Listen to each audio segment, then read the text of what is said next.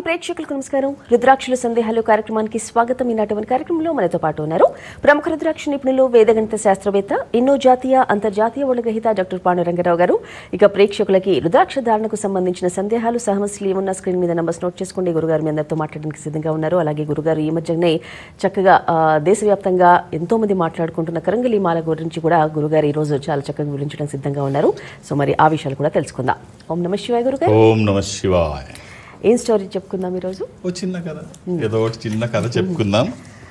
సరే, ఒక వ్యక్తి కొంచెం భక్తిభావం బాగా ఉంది, ఇంటికి పెద్ద అయిన, కుటుంబంలో పెద్ద, రోజు భగవంతుడికి అర్చన, ఆరాధన ఇవన్నీ చాలా బాగా జరుగుతున్నాయి. సరే, ఒకరోజు లక్ష్మీదేవి అంటుంది, నాయన ఇంతకాలం బాగా నన్ను చూసుకున్నావు, రేపటి నుంచి నీ ఇంటికి శని రాబోతున్నాడు, నేను ఇంక వెళ్లాల్సిన సమయం ఆసన్నమైంది, నువ్వు నన్ను చాలా బాగా కొలిసావు కాబట్టి నీ భక్తికి మెచ్చి నేను నీకు ఒక అవకాశం ఇస్తాను, ఈ మూడు ఏది కావాలంటే అది నీకు ఏర్పాటు చేస్తాను, అందులో ఈ మూడిట్లో నువ్వేం కోరుకుంటావో కోరుకో, నేను ఇచ్చి పెడతాను. ఒకటి ఐశ్వర్యం, నేను వెళుతూ వెళుతూ నీకు ఇచ్చి వెళ్ళిపోతాను, నేను ఇక్కడ కూర్చొని కానీ ఇచ్చి వెళుతాను. 2 అనురాగం, 3 ఆరోగ్యం. ఏం కావాలి అంటే, అమ్మ నాకు ఇంకేమొద్దు, కుటుంబ సభ్యుల మధ్య అనురాగం కావాలి, అది ఉండేటట్టు చూడమ్మా, మిగిలిన ఆటోమేటిక్గా వస్తాయి, నాకు అవి లేకపోయినా పర్వాలేదు, ఎంతటి కష్టాన్నైనా ఎదుర్కొంటాను, అన్యోన్యత లోపిస్తే మాత్రం బతకలేము తల్లి అని చెప్తాడు. తదాస్తు అంటుంది. తదాస్తు అని వెళ్ళిపోతుంది లక్ష్మీదేవి. వెళ్ళిపోయిన తర్వాత నెక్స్ట్ డే నుంచి శని ప్రవేశిస్తాడు కదా.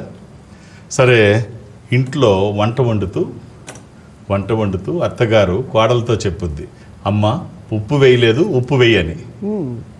సరే, చిన్న కోడలు వచ్చి ఉప్పు వేసి వెళ్తుంది కూరలో. తర్వాత ఉప్పు చూడకుండా పెద్ద కోడలు మళ్ళీ ఉప్పు వేస్తుంది. వేసిన ఉప్పు అత్తగారు మర్చిపోయింది, కోడలికి మర్చిపోయి వేయలేదనుకుంది. సరే, మొత్తానికి ముగ్గురు ఉప్పు వేశారు. ఇంటి యజమాని భోజనానికి కూర్చున్నాడు. కూర్చొని మొదట పెద్ద ఆయన తింటాడు కదా, ఇంటి యజమానికి భోజనం పెడతారు, అందరూ కూర్చొని ఉన్నాం. జనరల్గా రకరకాలుగా ఉంటాయి. పెద్ద ఆయన కూర్చొని భోజనం చేస్తుంటే ఉప్పు బాగా ఎక్కువైంది, నోట్లో పెట్టంగానే అర్థమైంది. ఆయన అనుకున్నాడు, ఓహో శని ప్రవేశించాడు అనుకొని ఏమీ మాట్లాడకుండా కాముగా, ఉప్పు ఎక్కువైందని కానీ ఏమీ చెప్పకుండా కాముగా భోజనం ముగించుకొని తను వెళ్ళిపోయాడు. పెద్ద కొడుకు వచ్చాడు, భోజనం దగ్గర కూర్చొని కలుపుకొని నోట్లో ముద్ద పెట్టంగానే ఉప్పు తెలుస్తుంది. ఉప్పు తెలుస్తుంటే అప్పుడు, అమ్మ నాన్నగారు భోంచేశారా అని అడుగుతాడు. భోంచేశారు బాబు అంటే, ఓహో నాన్నగారు తెలుసు ఉప్పు ఎక్కువైందని, ఏం కామెంట్ చేయలే, సో నేను మాట్లాడకూడదు, నాన్నగారే చెప్పలేదు అని చెప్పేసి తను కూడా ఏమీ మాట్లాడకుండా భోంచేసి వెళ్ళిపోతాడు. వీళ్ళిద్దరూ భోంచేసినట్టు చిన్నవాడికి తెలుసు. తను భోంచేస్తూ వాళ్ళిద్దరూ భోంచేశారు కదా అని ఏమీ చప్పుడు చేయకుండా, మాట్లాడకుండా తను తినేసి వెళ్ళిపోతాడు. తను తినేసి వెళ్ళిపోయిన తర్వాత కోడళ్ళిద్దరు ఒకళ్ళ తర్వాత ఒకళ్ళు చూసుకొని, అరే రే ఉప్పు ఎక్కువైంది, ఎవరూ మాట్లాడలేదు, నేను వేశాను, నేనే ఇటులో ఎక్కువైందో, మరి ఎలా ఎక్కువైందో తెలుసుకోకుండానే ఇద్దరు ఒకళ్ళకొకళ్ళు కూడబలుక్కొని, అయ్యో ఉప్పు బాగా ఎక్కువైంది, భార్య కూడా అనుకుంటుంది ఉప్పు చాలా ఎక్కువైంది, వీళ్ళందరూ వేసిన వాళ్ళేగా. సో ఉప్పు బాగా ఎక్కువైంది, ఎవరు ఏం మాట్లాడకుండా చక్కగా భోజనం చేసి ఎవరి పనులు అటు చూసుకుంటారు. రాత్రి కళలోకి శనిదేవుడు వస్తాడు యజమాని కళలోకి, ఇగో నేను మీ ఇంట్లోంచి వెళ్ళిపోతున్నానయ్యా, నాకు అవసరం లేదు, అసలు ఈ అనురాగం, ఈ ఆప్యాయత ఏమిటయ్యా, ఉప్పు ఎక్కువైతే ముగ్గురు అందరూ కలిసి కేజీ ఉప్పు తిన్నారు మీ ఇంట్లో, ఎవడూ మాట్లాడు, ఇక నేనెందుకులే మీ మధ్య అని శని వెళ్ళిపోతాడు. వెళ్ళిపోగానే లక్ష్మి మళ్ళీ వస్తుంది. సో ఈ కథ మనకి ఏం తెలియజేస్తుందంటే, ఈ రిలేషన్, ఫ్యామిలీ రిలేషన్ ఎంత బాగా మెయింటైన్ చేస్తే సంపదలన్నీ అక్కడే ఉంటాయి. ఒక్క సంపద ఉంటే అన్ని ఒకదాని తర్వాత ఒకదానికొకటి లింక్ అప్ అయి ఉంటాయి. ఐశ్వర్యము, అనురాగము, ఆరోగ్యము అన్ని ఒకదానికొకటి లింక్ అప్ అయి ఉంటాయి. కాబట్టి అది మెయింటైన్ చేస్తే బాగుంటుంది. ఇప్పుడు లోపించింది అన్ని కుటుంబాలు, ఎక్కువ కుటుంబాల్లో అదే, బాగా ఉప్పు తింటున్నారు కాబట్టి అదే. సో అది ఏదైతే ఉందో అది అర్థం చేసుకొని మింగిల్ అవడంలోనే ఆనందం ఉంటుంది. రైట్, బాగుంది. అర్థం చేసుకోకపోతే చిన్నది కూడా గొడవ. అంతే. రైట్ గురుగారు, బాగుంది స్టోరీ. కాల్ చూద్దాం. హలో హలో, నమస్తే అండి. నమస్తే అండి, మీ పేరు? నా పేరు దివ్య. దివ్య గారు మాట్లాడండి గురుగారితో. అమ్మా ఓం నమ శివాయ్. నమశివాయ గురువు గారు, మీరు చెప్పిన రుద్రాక్ష ధరించాను. నాకు ఆరోగ్యం చాలా కుదుటపడింది, చాలా బాగుంది గురువు గారు. అలాగే మా తమ్ముడికి కూడా చేయించుకోవాలి. వేసుకున్నారమ్మా? వేసుకున్నాను గురువు గారు. Very good. నవముఖి రుద్రాక్ష, అష్టముఖి రుద్రాక్ష. Very nice. ఇప్పుడు ఎవరికమ్మా? మా బ్రదర్ కి. డేట్ ఆఫ్ బర్త్ చెప్పండి. 15/6/1996 శనివారం రాత్రి 7 గంటలకు పుట్టాడు. ఎలా ఉంటుందో నక్షత్రం ఏంటో చెప్పండి గురువు గారు. శనివారం పుట్టినట్టు తెలుసు కదమ్మా? తెలుసు గురువు గారు. శనివారం నాడు రాత్రి, ఆ రోజు అమావాస్య కూడానమ్మా. హలో అమ్మ, లైన్లో ఉన్నారా? లైన్ లో ఉన్నాను. ఏం చేస్తున్నారమ్మా? తమ్ముడు జాతకం అయితే చాలా బాగుంది. అవునా గురువు గారు? అదే మ్యారేజ్ గురించి, తర్వాత ఇది అబ్బాయి సెటిల్మెంట్ గురించి గురువు గారు. సంబంధాలు చూస్తున్నారమ్మా? చూస్తున్నాం గురువు గారు. సెట్ అవుతున్నాయి. వీడే వద్దనేస్తున్నాడు గురువు గారు. వద్దంటే తర్వాత ఇబ్బంది పడాలి. ఎక్కడో దగ్గర కాంప్రమైజ్ అవ్వకపోతే కష్టం. మీరన్నా చెప్పండి. అవకాశాలు చేజారిపోయిన తర్వాత బాధపడే ఉపయోగం ఏమి ఉండదు. ఎక్కడో దగ్గర కాంప్రమైజ్ అవ్వకపోతే కష్టం. సో ఒక్క రుద్రాక్ష చెప్తాను ఈ అబ్బాయికి, వీలైతే వేసి చూడండి. త్రయోదశి ముఖి రుద్రాక్ష, 13 ముఖములు కలిగిన ఈ రుద్రాక్ష ఇంద్ర రుద్రాక్ష, రూలింగ్ రుద్రాక్ష, కమాండింగ్ రుద్రాక్ష. అనుకున్నది సాధించడానికి, సంకల్పం సిద్ధించడానికి, కోర్కెల సాఫల్యం కోసం జాతకపరంగా అవసరమైంది కూడా త్రయోదశి 13. అంటే అది కుదరకపోతే ద్వాదశి 12 ముఖాలు, ఇది కూడా వేయచ్చు. ఈ రెండిట్లో ఏదైనా ఒక్కటి చాలు. ఇది వచ్చిన తర్వాత ఖచ్చితమైన ఫలితాలు చూస్తారు. మనం చేస్తున్న పనికి ఒక స్పిరిచువల్ సపోర్ట్, ఒక దైవికమైన సహకారం, అది ఎప్పుడూ బాగుంటుంది. శుభం. మరో కాల్ చూద్దాం. హలో హలో హలో చెప్పండి, మీ పేరు? సాత్విక అండి. సాత్విక గారు మాట్లాడండి గురుగారితో. అమ్మా ఓం నమ శివాయ్. ఓం నమ శివాయ్ గురు గారు. ఏమిటమ్మా? ఇది డేట్ ఆఫ్ బర్త్ 30 ఆగస్ట్ 1979 గురుగారు. ఎవరిదమ్మా ఇది? మా నాన్నగారు గురుగారు. ఆయన సోమవారం పుట్టినట్టు తెలుసా అమ్మా? చెప్పారా? తెలుసు. అలా ఉండాలి ఆడపిల్లలంటే, అందుకే ఆడపిల్లలు అంటారు. ఇది త్రయోదశి కృష్ణపక్షము, బహుళ త్రయోదశి, అమావాస్య ముందు. ఇది సింహరాశి, మఖా నక్షత్రము. మా నాన్నగారికి సంబంధించి ఒక 3 రుద్రాక్షలు చెప్తాను, వీలైతే వేసి చూడండి. 7 ముఖాలు, 10 ముఖాలు, ఏకముఖి. 7 ముఖాలు లక్ష్మీ స్వరూపము, శని దోషములకి మంచిది. దశముఖి విష్ణు స్వరూపము, మానసిక ఒత్తిళ్లు తగ్గడానికి, వాస్తు దోషములు పోవడానికి, న్యాయపరమైన చిక్కులు అధిగమించడానికి. ఏకముఖి రుద్రస్వరూపము, అపమృత్యు బాధలు లేకుండా. ఈ 3 కలిపి కానీ, మూడిట్లో ఏదైనా ఒకటి కానీ, అలాని ఏది పడితే అది వేయకండి. దురదృష్టం, రుద్రాక్షల్లో 100కి 99 నకిలీయే ఉంటాయి. ఒకటైనా మంచిది వేయగలిగితే ఆ ఫలితం చాలా బాగుంటుందని ఎవ్వరు సర్టిఫికెట్ అవసరం లేదు. All the best. ఓకే, మరో కాల్ చూద్దాం. హలో హలో హలో చెప్పండి, మీ పేరు? జాఫర్ అండి, గుంటూరు నుంచి. మాట్లాడండి గురుగారితో. జాఫర్ గారు ఎలా ఉన్నారు? నమస్తే సార్, సూపర్ సార్. రాయ్, చాలా చెప్పాలి, బాగుంది. రైట్, డేట్ ఆఫ్ బర్త్ ఇవ్వండి జాఫర్ గారు. అమ్మాయి గారు సార్, 6/4/2006. ఏప్రిల్ 6వ తారీఖు 2006.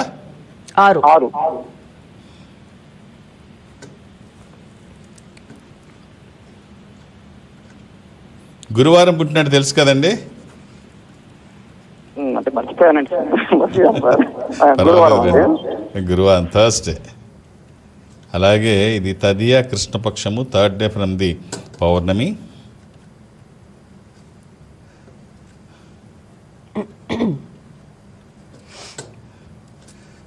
ఇది తులారాశి, మీరు చూస్తున్నట్టున్నారు. వృశ్చిక రాశిలోకి వచ్చేసింది. స్కార్పియో. ఎవరిదండి ఇది? అమ్మాయిదా అండి జాఫర్ గారు? అమ్మాయి సార్. ఏం చదువుతోంది అమ్మాయి? MLT అయిపోయి ప్రస్తుతానికి హాస్పిటల్లో ల్యాబ్లో చేస్తుందండి ట్రైనింగ్. హాస్పిటల్లోనా? అవును సార్. అంటే ఎంఎస్సీ నర్సింగ్ చేశారా? MSc MLT. MEd MLT. ఏమిటది? MLCనా? ఎంఎల్టీ అండి, అదే బ్లడ్ టెస్ట్ కి సంబంధించింది కదా. MLC. Okay okay. అంటే ఫార్మసీకి సంబంధించి మొత్తం మెడికల్ ఫార్మసీ. మెడికల్ ఫార్మసీకి సంబంధించింది, టెక్నికల్ అనమాట. ఎంఎల్టీ అట. ఎంఎల్టీ ఏదో టెక్నికల్ ఏదో అయి ఉంటుంది. ఓకే. సో ల్యాబ్కి సంబంధించి, ల్యాబ్కి సంబంధించిన టెక్నికల్. బాగుందండి. ఒక్క రుద్రాక్ష చెప్తాను, వీలైతే వేయండి అమ్మాయికి. సూర్యస్వరూపం 12 ముఖాలు, అది కుదిరితే వేయండి, లేకపోతే నవముఖి అమ్మవారి స్వరూపం. ఈ రెండిట్లో ఏదైనా ఒక్కటి. ద్వాదశముఖి ద్వాదశ ఆదిత్య స్వరూపం అంటే సూర్య స్వరూపం, ఉన్నతమైన స్థితి కోసము, అనారోగ్య సమస్యలు లేకుండా, బ్రైట్ ఫ్యూచర్ కోసం. ఇది కుదరకపోతే నవముఖి అమ్మవారి స్వరూపం. 24/7 ఎప్పుడూ వేసుకోవచ్చు, ఎలాంటి నియమాలు లేవు. వచ్చిన తర్వాత ఆ మార్పు మీరు చూస్తారు. మీ ఆశీర్వచనము, వాళ్ళ ప్రయత్నము, ఈశ్వరానుగ్రహము. నా వంతు బాధ్యతగా జాతకాన్ని వేదగణితంతో అధ్యయనం చేయడం వల్ల జాతకంలో ఉన్న దోషాలు నివారించబడతాయి. ఈ రుద్రాక్ష ఒక మంచి ఫలితాన్ని తీసుకొస్తుంది. శుభం. ఓకే. మొన్న మీరు ఎప్పుడో అన్నారు జాతకరీత్యా ఇలాంటి దోషాలు ఉన్న ఫైనాన్షియల్ స్టెబిలిటీకి, ఆరోగ్యం కోసము కరంగలి మాల అనేదో చెప్పారు. కరంగలి మాల చేస్తున్నాం, సంస్థ నుంచి చేస్తున్నాం. అది ఒక మంచి ఫలితాన్ని ఇస్తుందని అంటున్నారు. నాకు దాని పట్ల అవగాహన తక్కువ, కానీ అందరూ కరంగలి అంటున్నారు కాబట్టి మన సంస్థ నుంచి వెళ్ళేది ఖచ్చితమైనది ఉండాలి. అందుకే నాకు నాలెడ్జ్ లేకపోయినా నేను అక్కడికి స్వయంగా వెళ్ళి అది చూసి, ఇలా ఉండాలి, ఒరిజినల్ అంటే ఇది, ఎక్కడ పడితే అక్కడ నకిలీలు ఉన్నాయి అని చెప్పేసి ఆ మాల ఏ వుడ్తో అయితే తయారు చేస్తారో ఆ వుడ్లో మిగిలిన భాగాన్ని కస్టమర్కి ఇచ్చేటట్టుగా ప్లాన్ చేసాం. అంటే ఎక్కడ ఎవరు సర్టిఫై చేయక్కర్లేదు ఇది నకిలీయా అసలా అని, వాళ్ళు చూసుకుంటే సరిపోతుంది. ఆ వుడ్ అందులోంచి వచ్చిందా కాదా, అందులోంచి వచ్చిన పూసలా కాదా, ఆ వుడ్ అది కాదా అవునా, దానికి సంబంధించినవి అన్నీ పంపిస్తాం. So very simple. అది దాన్ని ఇష్టం వచ్చినట్టు అమ్ముతున్నారు, ఇష్టం వచ్చిన రేట్లు అమ్ముతున్నారు. ఆ నకిలీలు ఎక్కడ పడితే అక్కడ ఉన్నాయి. అవి నివారించడం కోసం ఒక ఆధ్యాత్మిక సంస్థ తరఫున మేము చేయాల్సిన పనులు. అది ఒరిజినల్ కరంగలి మాల, అది ఏ సైజులో కావాలన్నా మీరు ఫోన్ చేస్తే పంపిస్తారు. ఇండియాలో ఎక్కడికైనా. అది బ్రేస్లెట్ రూపంలో కావచ్చు, మెడలో వేసుకునే రూపంలో కావచ్చు. బ్రేస్లెట్స్ కూడా ఉన్నాయి. బ్రేస్లెట్ కరంగలి చాలా మంది వేసుకుంటున్నారు కదా, ఆ బ్లాక్ బీడ్స్ కనిపిస్తూ ఉంటాయి మనకి. ఆ కరంగలి అది మీకు ఎలా కావాలంటేలాగా ఈ త్రివేణి సంగమం వాటర్తో కలిపి పంపిస్తారు. అంటే వాటికి నియమాలు ఏమైనా ఉంటాయా గురుగారు? వేసుకున్నాక అలాంటిది ఏం లేదా? ఏమీ ఉండవు. రుద్రాక్ష ఎలాగో అది అలాగే. అది స్కందగిరిలో అభిషేకం చేసి సుబ్రహ్మణ్య స్వామి దగ్గర, చాలా ఫేమస్ టెంపుల్ స్కందగిరి, దేశాల నుంచి కూడా వస్తారు పద్మారావు నగర్కి. ఏమైనా దోషాలు అవి ఉంటే అక్కడ చేస్తారు. కాళహస్తి అది వెళ్ళలేని వాళ్ళు. ఇది కూడా చాలా శక్తివంతమైన టెంపుల్. అక్కడ చేసి అది పంపిస్తారు. స్కందగిరి మాల కావాల్సిన వాళ్ళు దేశవ్యాప్తంగా మీరు ఎక్కడి నుంచి ఎక్కడ ఈ సంస్థ ఉంటే అక్కడి నుంచి కలెక్ట్ చేసుకోవచ్చు, లేదా మీరు ఎక్కడి నుంచి కొరియర్ చేయమన్నా అక్కడ కొరియర్ చేస్తారు. బట్ కొరియర్ ఛార్జెస్ అయితే మీరే పే చేయాలి. Okay, right. మరో కాల్ చూద్దాం. హలో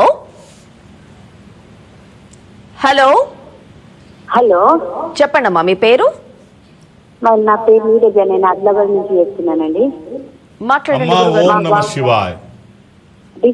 అది 1989 డిసెంబర్ 17 అండి మా బాబు డేట్ ఆఫ్ బర్త్. 1989 డిసెంబర్ 17 అండి. 17. అవును. బాబుదమ్మా ఇది? అవునవును బాబు. ఆదివారం పుట్టినట్టు మీకు తెలుసు అనుకుంటాను. తెలుసు. ఎంతమంది పిల్లలమ్మా? బాబుకా నాకండి? మీకమ్మా? బాబుకి ఒక బాబు అండి. ఇది చతుర్థి కృష్ణ, మీకు నేను అడిగింది చతుర్థి కృష్ణపక్షము, బహుళ చవితి అంటే సంకటహర చతుర్థి. ఇది కర్కాటక రాశి. తెల్లవారుజామున సూర్యోదయానికి ముందు పుడితే ఇది కర్కాటకం, లేకపోతే మకా నక్షత్రం సింహరాశి. సూర్యోదయం తర్వాత అయితే ఈ అబ్బాయికి మీరు ఇవ్వాల్సిన రుద్రాక్ష ఏకాదశముఖి, ఏకాదశ రుద్రస్వరూపము. ఇది హనుమాన్ స్వరూపము కూడా. ఆధ్యాత్మికంగా మంచిది, ఆరోగ్యపరంగా మంచిది, భయాందోళనకు అవకాశం లేనటువంటిది. అది కుదరకపోతే ఏకముఖి. ఇది రుద్రస్వరూపము, అపమృత్యు బాధలు లేకుండా అన్నిట్లో ముందుంటూ ఆరోగ్యానికి మంచిది. ఇది పరతత్వ జ్ఞానానికి, విజితేంద్రియ తత్వానికి. మీకు ఏది వీలైతే అది ఒక్కటి వేయండి అమ్మా, సరిపోతుంది. ఓకే, మరొకరు చూద్దాం. హలో హలో, చెప్పండి, మీ పేరండి? నా పేరు భవానీ అండి. భవానీ గారు మాట్లాడండి. గురుగారు ఉన్నారు. అమ్మా ఓం నమః శివాయ. నమస్తే శివాయ అండి. మా వారు అండి అడుగుతున్నాను. చెప్పండి. 2వ తారీఖు 5వ నెల 1968 సార్. ఎంతమంది పిల్లలమ్మా? ఇద్దరండి. చాలా కష్టం ఉంది అతను ఆరోగ్యం. మా బాగోలేదు. గురువారం నాడు పుట్టినట్టు తెలుసు కదమ్మా, థర్స్డే. అవును సార్. ఏమిటమ్మా, ఏమిటి కష్టం, ఏమిటి? ఏది పట్టుకున్నా అది అసలు మాకు సక్సెస్ రావట్లేదండి. ఆరోగ్యం కూడా అతనిది బాగోలేదు. పంచమి శుక్లపక్షం. ఏమి అనారోగ్యము? కర్కాటక రాశి, పుష్యమి అనారోగ్యం అంటే నక్షత్రము. ఏమి అంటే అదొక అనారోగ్యం? ఇది కాలు పొంగులు వస్తున్నాయి ఈ మధ్యని. చూపించండి డాక్టర్కి, ఎవరికన్నా మంచి డాక్టర్ సలహా తీసుకోండి అమ్మా. ఒక 11 ముఖాలు, 7 ముఖాలు, ఏకముఖి, ఈ 3 వీలైతే, 3 కుదరకపోతే 1. ఏకాదశముఖి, ఏకాదశ రుద్ర స్వరూపము, ఇది హనుమాన్ స్వరూపము కూడా. సప్తముఖి లక్ష్మీ స్వరూపము, శని దోషములకి మంచిది. ఏకముఖి రుద్రస్వరూపము, అపమృత్యు బాధలు లేకుండా. కుదిరితే 3 వేయండి, లేకపోతే ఏదైనా 1 వేయండి. హెల్త్ అండ్ వెల్త్ కాంబినేషన్ చాలా బాగుంటుంది. శుభం. క్యాంప్స్ గురుగారు ఈ వారం విజయవాడ, ఎల్లుండి విజయవాడ, గురువారం నాడు. సో ఎక్కువ గ్యాప్ తర్వాత వెళుతున్నాను. మీరు 2-3 పేర్లు వేరు వేరు ఫోన్లోంచి రకరకాల మనుషులతోని అలాగే ఒక ఇంట్లోంచి 2-3 అలా చేయకండి. అంత అవసరం ఏం లేదు. ఒకవేళ నిజంగా ఊరి పెళ్ళి పోతున్నారు, లేదా ఎక్కడికైనా పంపించాలి, దూరం నుంచి వచ్చి ఇలాంటిది ఏదైనా రియల్గా ఏదైనా ఇబ్బంది ఉంటే అక్కడ ఉన్న ఆర్గనైజర్స్కి చెప్తే వాళ్ళు ఏదో టైం అడ్జస్ట్ చేస్తారు. అంతేగాని మీకు మీరే తీసుకుంటే మిగిలిన వాళ్ళు ఇబ్బంది పడతారు. అలా జరగకుండా చూడండి. సో నాకు వీలైనంత వరకు ఎక్కడ డిసప్పాయింట్ అవ్వకుండానే ప్రయత్నం చేస్తాను. ఎందుకంటే ఇక్కడి నుంచి అక్కడికి వెళ్ళినప్పుడు, నేను ఇంత దూరం నుంచి అక్కడికి వెళ్ళినప్పుడు వచ్చే వాళ్ళకి ఇబ్బంది కూడా నాకు తెలుసు. నిజంగా అవసరమైతే నేను చూసే ప్రయత్నమే చేస్తాను. మీకుగా మీరు సొంత నిర్ణయాలు తీసుకోకండి, వాళ్ళు ఇబ్బంది పడతారు. వాళ్ళకి తెలియజేయండి ఏదైనా ఉంటే, వాళ్ళ అవకాశాన్ని బట్టి వాళ్ళు అడ్జస్ట్ చేస్తారు. సో ఇక నన్ను కలవడానికి, హైదరాబాద్లో కలవడానికి నేను ఎవరికి అపాయింట్మెంట్స్ ఇవ్వను, ఏ రికమెండేషన్ తీసుకోను. నన్ను కలవడానికి ఎలాంటి అంటే కన్సల్టేషన్ కూడా ఉండదు, అపాయింట్మెంట్స్ ఇలాంటివి ఏమి ఉండవు. నన్ను కలవడానికి ఏం అవసరం లేదు. నేను ఉన్నప్పుడు వస్తే చూసేస్తాను. ఒక ఆధ్యాత్మిక సంస్థలో ఉన్నాం కాబట్టి మా పని మేము చేసుకెళ్ళిపోతాం అంతే. అలాగే దూర ప్రాంతాల నుంచి కూడా ఇక్కడ వరకు రావాల్సిన అవసరం లేదు. ఈ సంస్థ మొత్తం ప్రపంచవ్యాప్తంగా ఉంటుంది.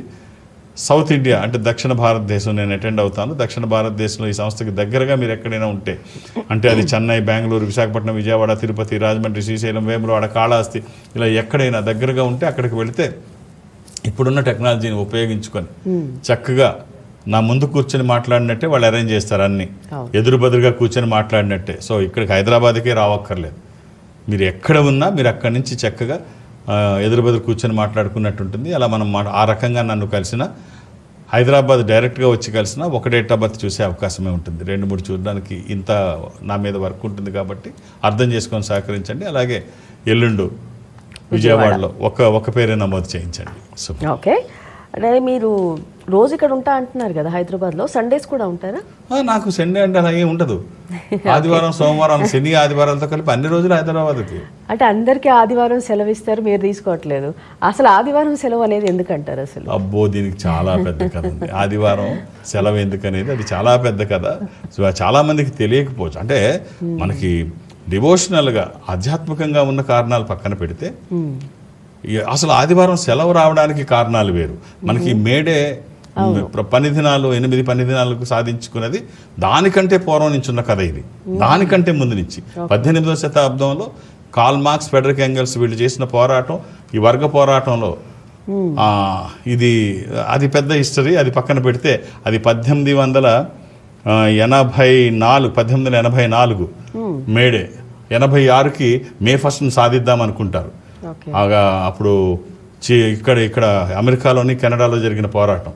తర్వాత చికాగోలో, అమెరికాలో జరిగిన మీటింగ్లో 89 మీటింగ్ 1889లో అప్పుడు తీర్మానం చేస్తారు, ఇది సాధించుకుందామని. 1889లో తీర్మానం ఏమిటంటే 84లో చేసిన తీర్మానం 86 కల్లా మే 1కి సాధించాలని తీర్మానం ఏదైతే ఉందో దాన్ని సాధించాలి అని. అప్పుడు ఆ రకంగా ఆమోదించిన తర్వాత మే 1 నుంచి అది యాక్సెప్ట్ చేస్తే మనకి అది 1923 మన భారతదేశంలో చెన్నైలో మొదటిసారి స్టార్ట్ అయ్యింది మే 1 నుంచి.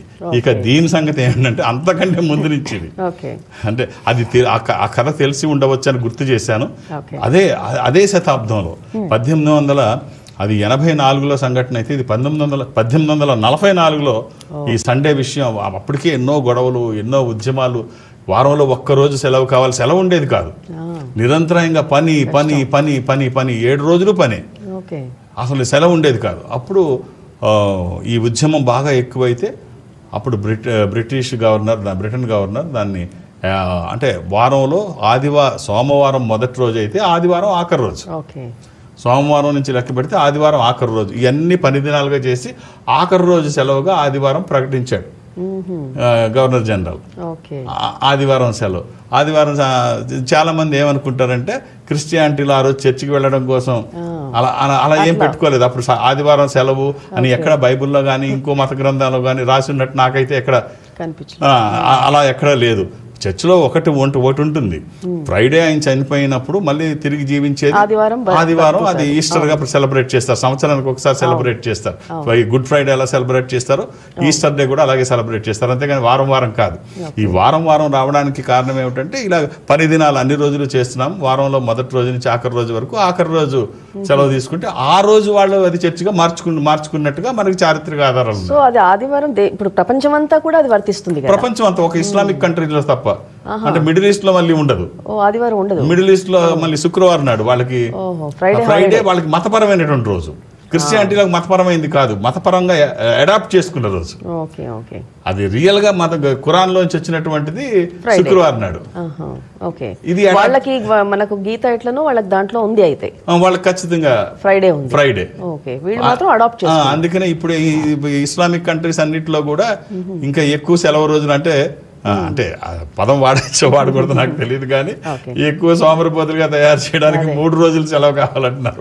వారంలో 3 రోజులు సెలవు ఏమిటమ్మా మరి, ఫ్రైడే, సాటర్డే, సండే. ఇప్పుడు 2 డే, ఇంతకుముందు ఒక రోజు ఉండేది, ఇప్పుడు అది 2 రోజులు వీకెండ్స్. ఓకే, మరి 3 రోజులు అంటే రేపు పొద్దున్న ఇంకో రోజు పెరిగితే 10 దినాలు తగ్గిపోతూ ఉంటుంది, ప్రొడక్షన్ పడిపోతూ ఉంటుంది. సో 3 దినాలు ఇప్పుడు అలా అక్కడ అదలే నడుస్తుంది.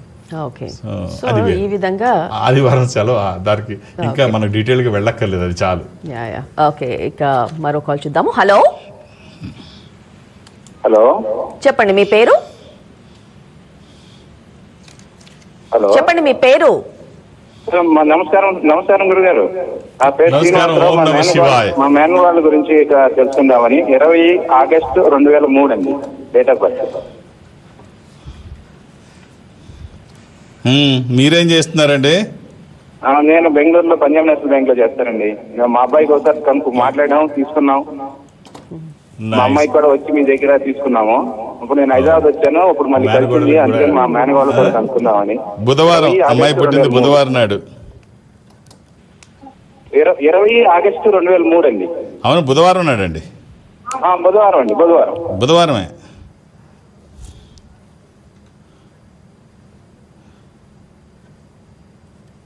అది అష్టమి, కృష్ణపక్షము, బహుళ అష్టమి. ఇది వృషభం చూస్తున్నారా, మిథునం చూస్తున్నారా సార్? వృషభ రాశి, అది ఎండింగ్లో సంధిలో ఉంది. రైట్ అండి. అమ్మాయికి ఒక్క రుద్రాక్ష చెప్తాను, వీలైతే వేసి చూడండి. అమ్మాయికి ఈ త్రయోదశముఖి రుద్రాక్ష కానీ నవముఖి రుద్రాక్ష కానీ, త్రయోదశి ఇది ఇంద్ర రుద్రాక్ష, రూలింగ్ రుద్రాక్ష, కమాండింగ్ రుద్రాక్ష. అనుకున్నది సాధించడానికి, సంకల్పం సిద్ధించడానికి, కోర్కెల సాఫల్యం కోసం జాతకపరంగా అవసరమైంది కూడా త్రయోదశి. అది కుదరకపోతే నవముఖి అమ్మవారి స్వరూపం, నవశక్తి స్వరూపము, విజయాలు చేకూర్చి దోషాలు నివారించేది. మనకి ఎన్ని సంపదలు ఉన్నా ఈ సంపద మన దగ్గరికి వచ్చిన తర్వాత ఖచ్చితంగా ఉన్న స్థితి నుంచి ఉన్నతంగా ఎదగడము, వ్యతిరేక శక్తులు దరిదాపులకి రాకుండా ఈ రుద్రాక్ష కాపాడుకుంటుంది. ఓకే, రైట్ గురుగారు. నాటి కార్యక్రమంలో చాలా విషయాలు, తెలియని విషయాలు మా అందరితో పంచుకున్నారు. ధన్యవాదాలు. ఓం నమః శివాయ. వీక్షించారుగా, ఇది నాటి రుద్రాక్షల సందేహాలు కార్యక్రమం. మరో కార్యక్రమంలో మళ్ళీ కలుసుకుందాం. నమస్కారం. Indo Nepal Rudraksha organisation, Jubilee Hills road number 45 మరియు సోమాజిగూడ, హైదరాబాద్. సంప్రదించాల్సిన ఫోన్ నంబర్స్ 9118845678, 9177778855, 8186899997, 7700963888. మా వెబ్సైట్ www.indonepalrudraksha.com.